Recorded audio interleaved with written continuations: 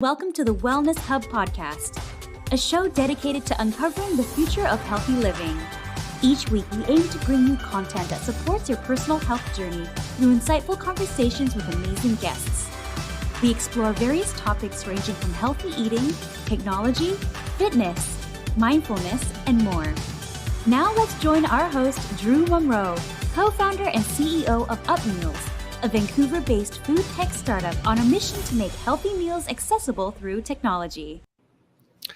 Hello and welcome to the Wellness Hub. As always, we're thrilled to have you with us for yet another edition of Wellness Wednesday.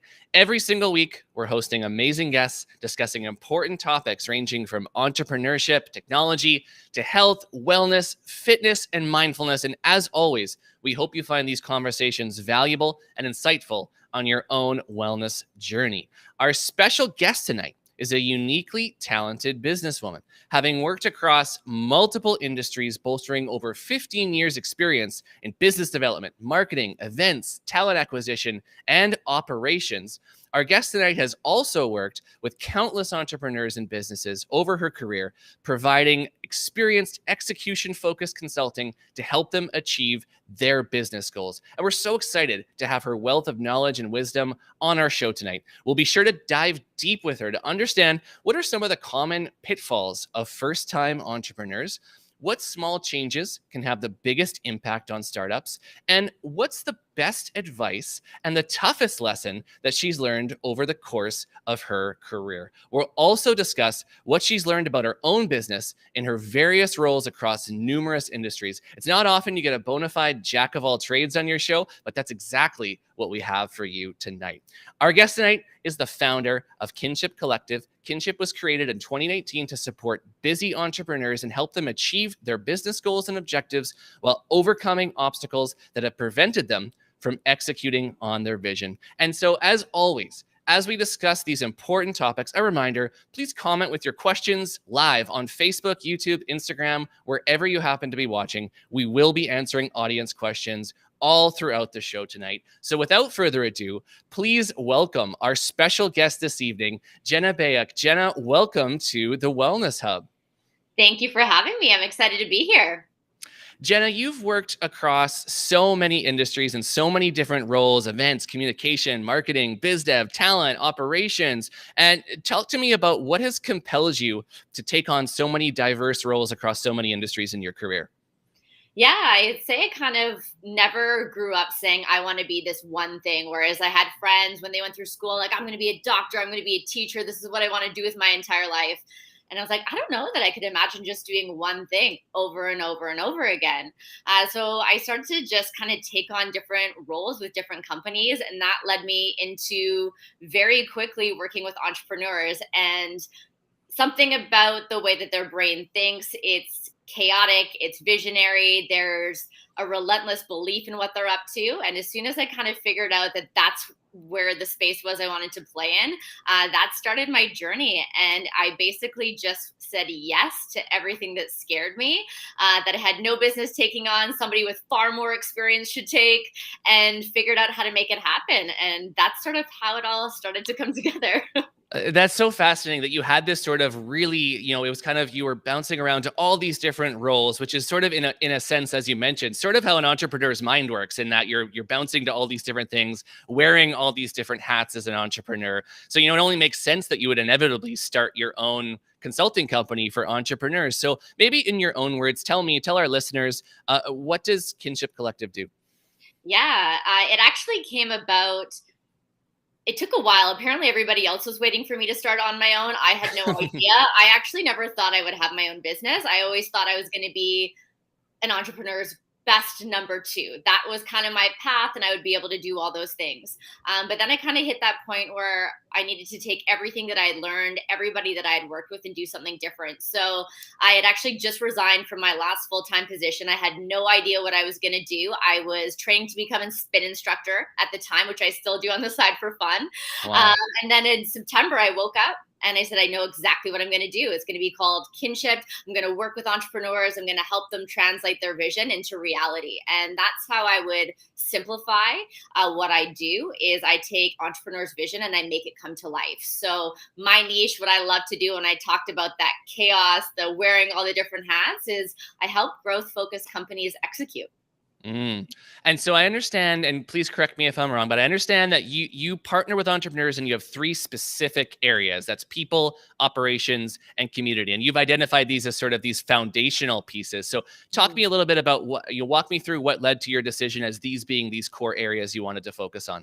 Yeah, people is such a huge part of any business, arguably the most important part. Entrepreneurs have lots of gifts, usually hiring and managing people and the detail work and thinking about processes through that and how they're coming into their organization tend to not be their specialty because they want to focus on that one area that they're super, super good at and be able to bounce around. And so no matter what, that has always been one consistency in any role that I have is the people and culture aspect.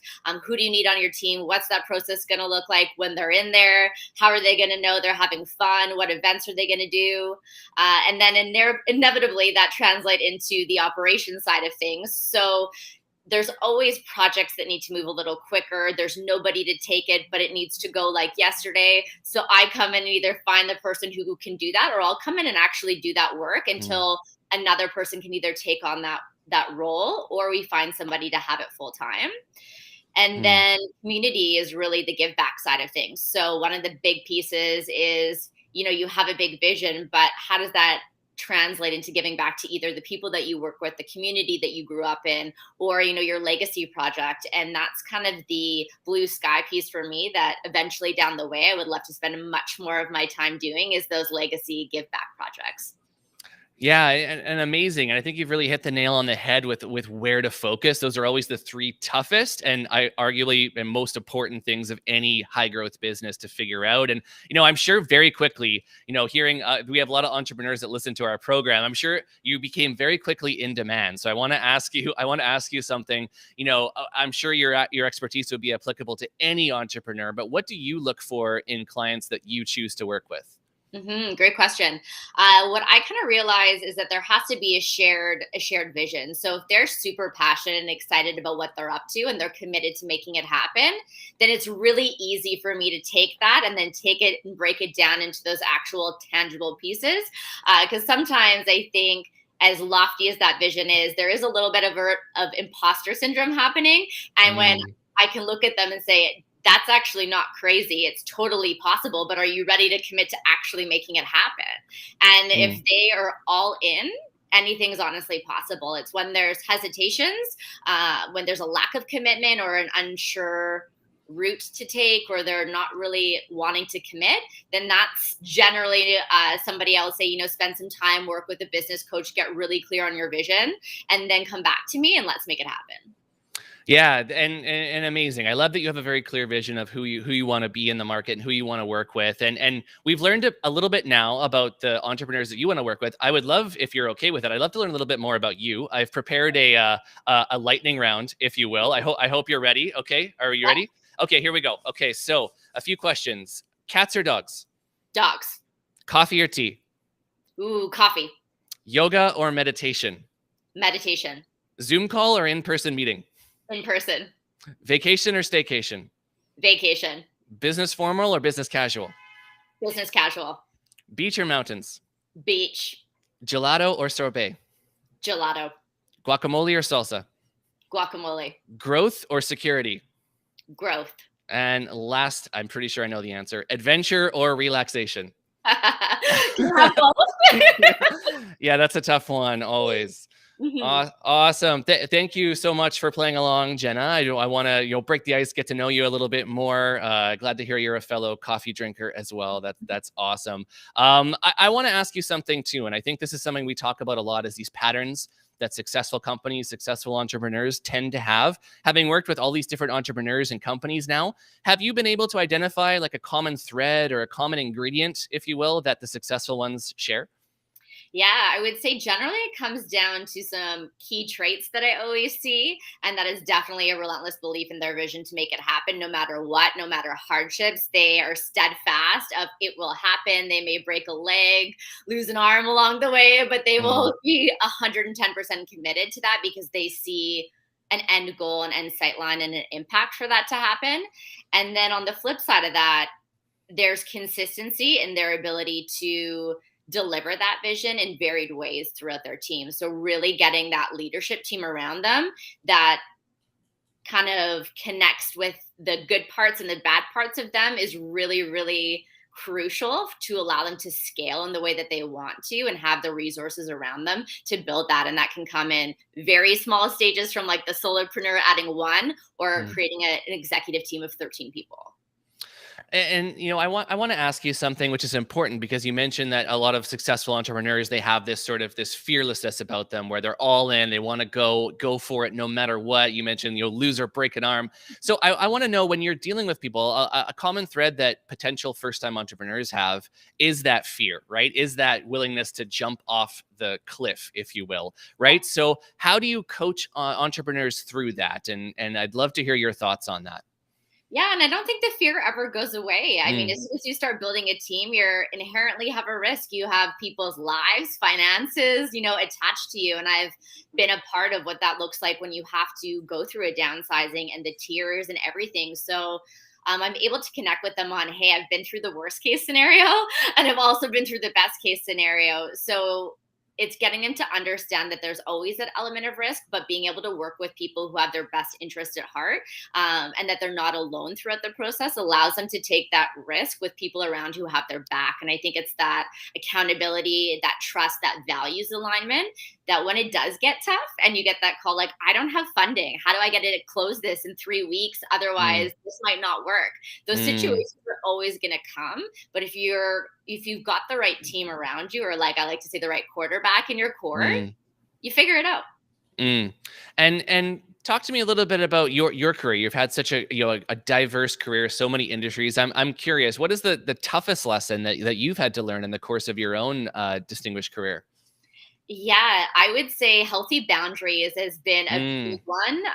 Obviously, I work with people who are very passionate, and I myself can get thrown in and you're working kind of 24/7. So it's a really important balance to figure out and really hold that line of when to say no and when to say I can do this, but it's going to happen in a day from now or 2 hours, creating those expectations so that you have that balance. Because I've definitely had it where I've burnt myself out and then you've got nothing to give. So being able to maintain that kind of mental well-being for yourself is super important so that you can continuously deliver at that super high level.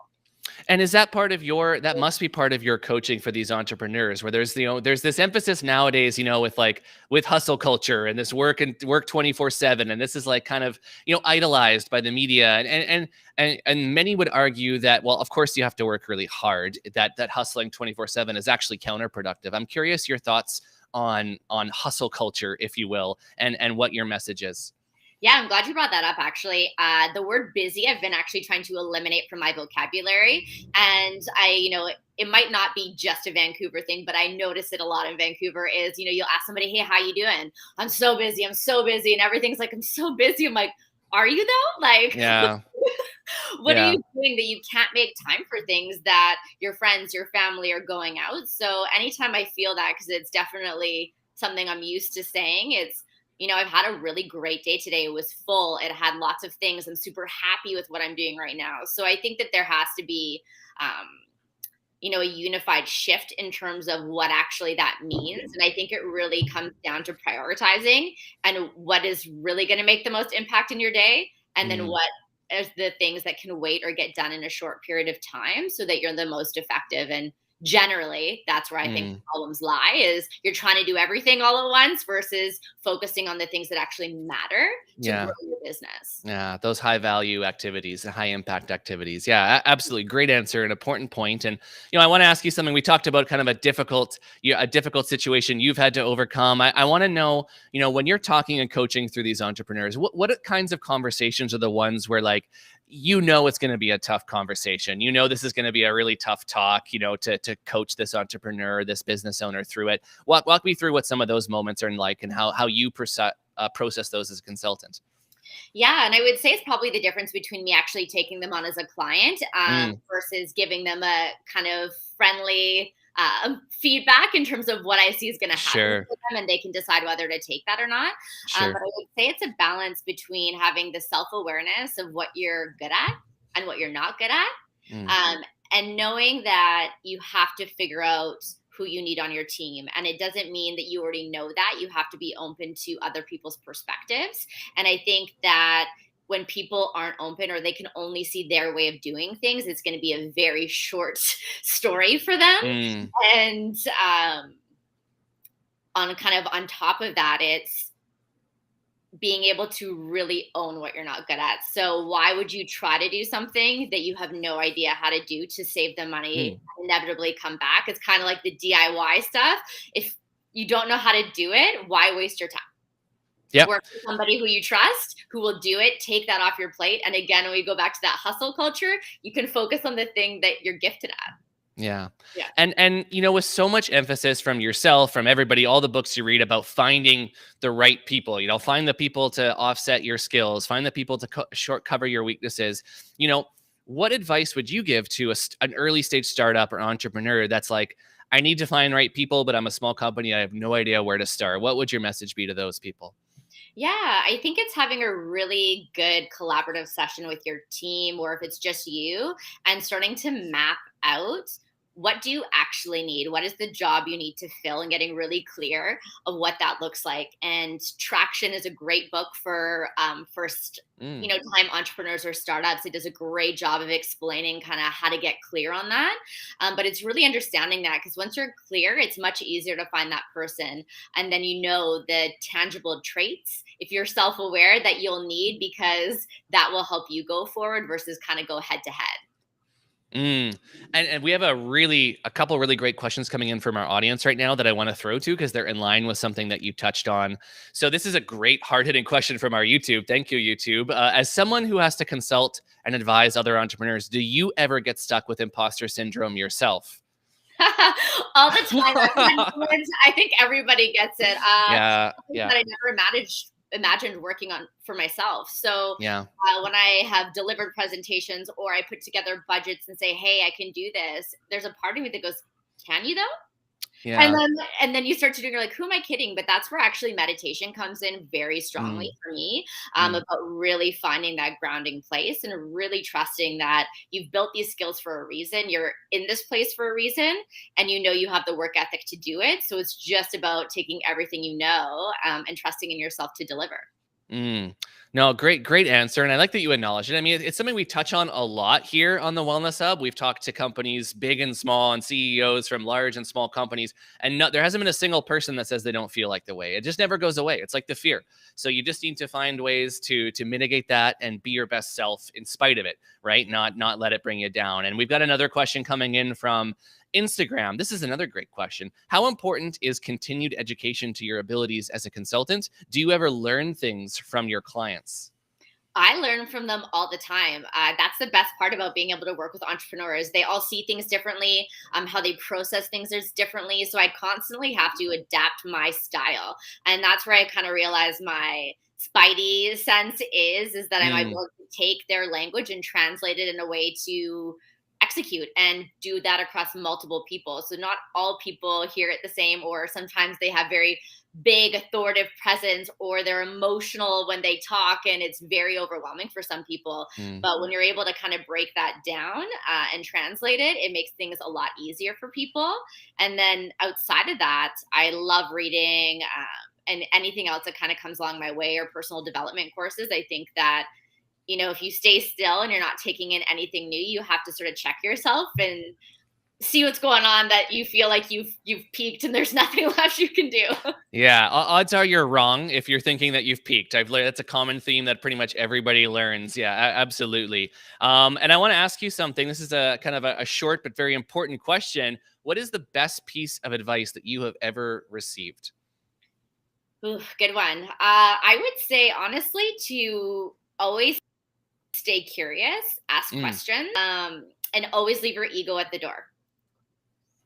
Yeah, no, amazing. Super important and translates into so many other areas. I want to ask you now, we're kind of going to the opposite direction of the hustle culture that we talked about earlier. I think we all clarified you're not really on team hustle culture, but you touched on some other elements about like meditation. Yourself, you're a busy professional, you got all these things going on. What do you do to unwind and relax? And what advice do you have to anyone that's trying to find a bit more balance in their lives? Yeah, absolutely. So, as somebody who has to manage multiple priorities, organization's a big thing for me. So, I actually have time blocked off every morning to meditate. Otherwise, I won't do it. And if that alarm goes off and I ignore it, then I know it's a conscious choice that I've decided not to do it. And so it has to be rescheduled to some point later in the day.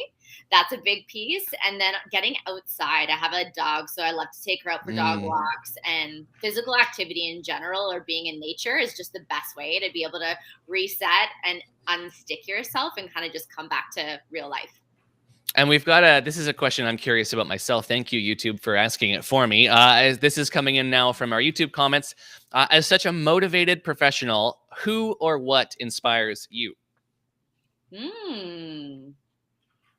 I would say anybody that really believes in something and they have a personal connection to it. I think no matter what business, whether that's big or small, it takes guts and it takes courage, and to commit to something and go all out to make it happen, it's impressive. And I think anybody that's willing to, say, I don't know how to do this, but I know it's right and I have to do it. I'm going to pull in anybody that I need to make it happen.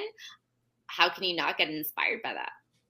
Yeah, I think, the being able to draw inspiration from your own clients must be so rewarding as a consultant, right? To be able to say, wow, like, how can I help you make this happen? Like, you're amazing. And I think that just must be such an amazing thing for you to do every day. I've got a question now, another one from Instagram, sort of going back to your initial career, getting into so many different roles. What do you think helped you to get into so many different roles and industries in the first place? Why were you kind of selected to be in so many different places? I'm curious your thoughts on that. Yeah, I think that, utilizing your network always comes in. And when you're constantly aware and you're curious and you're like, I'm not sure, but I'm starting to feel stagnant and I'm looking for my next challenge. That's how it's always kind of come up for me. The first time I kind of got into what I'll call like an adult job, it was because somebody had said, hey, why don't you go interview with this person? And I got in, and not to say that I haven't gone to interviews that I haven't gotten before, because I have, and gone in there and blew it or had a mistake or anything like that. But things come up. The more that you're around and you tell people what you're looking for, the more they hear that in the back of their head. So when they have somebody who says, hey, I'm looking for somebody that does this, or do you know anybody that would want to do this? You're kind of top of mind for them to be able to at least get that opportunity for your next challenge. And, I want to ask, this is a very important question. All of the conversations we have here on the Wellness Hub are all completely different. We have one question that's always the same, and I need to know, what is your favorite go-to meal? If it's on the menu, hands down, I will always have short rib pappardelle. Wow, nice choice. This is a great choice for the colder weather that we're kind of getting into now. I'm actually feeling very hungry. That's one of probably in my top 5 too, I would say. Great, yeah. Outstanding choice. Jenna, where can our listeners go to learn more about you and all the great work and projects that you're involved in? Yeah, absolutely. So I'm about to be launching a new website and a bunch of different programs. So that'll get all updated on Instagram in the upcoming weeks. So you can follow me there at kinship.consult. And then as well on LinkedIn, I have my own, obviously, business profile, but business page as well at Kinship Consulting. And that's where everything that's going to be happening is going to get posted. Amazing. Well, Jenna, thank you so much for making the time to come and hang out with us and discuss all your great experience tonight on the Wellness Hub. I really enjoyed our conversation, and we hope that you'll come back and join us. Give us a great update again sometime soon. Yeah, you bet. Thanks for having me. Wow, that was awesome. An absolutely huge thank you to Jenna for stopping by tonight on the Wellness Hub, sharing her time, her insights with us. I really hope today's episode was helpful for any of you out there who are entrepreneurs who have ever thought about being an entrepreneur, even if entrepreneurship isn't really for you. I still think there was so much to learn from this conversation with Jenna that could be helpful for your career and for your life beyond your career. As always, I hope today's episode was able to provide actionable insights that you can start applying to your life immediately. It was such a treat getting to talk to Jenna today, and I'm so impressed by her seemingly endless reservoir of energy and passion for life. I think her multifaceted career is a testament to her ability as a professional business consultant. Her willingness and ability to leap at new opportunities, explore the gaps in understanding, and be a dedicated seeker of knowledge is exactly what makes her a fantastic consultant. And I think if there's anything I've learned or will learn from this conversation, it'll be to open my mind to what I'm capable of doing. I think Jenna serves as such a shining example of the merits of leaping headfirst into opportunities and getting your hands dirty. Her charisma, her empathy, it's a reflection of her experience and her ability to understand and relate to professionals from all walks of life. So if there's a broader insight from this episode, it's that you don't really know what you're capable of until you challenge yourself. I think we could all learn to stop defining ourselves by what we're good and bad at and realize that life is simply made up of things we've learned and haven't learned yet. Knowledge is the ultimate liberator. So let's all do our best to never stop chasing it. Thank you for tuning in tonight. If you'd like to see more great conversations like this, please remember to like, comment, and subscribe. Follow us on YouTube, on Instagram, and LinkedIn at UpMeals. We will see you next Wednesday evening right here on the Wellness Hub for another great conversation. I'm Drew Munro. Until then, take care and be well.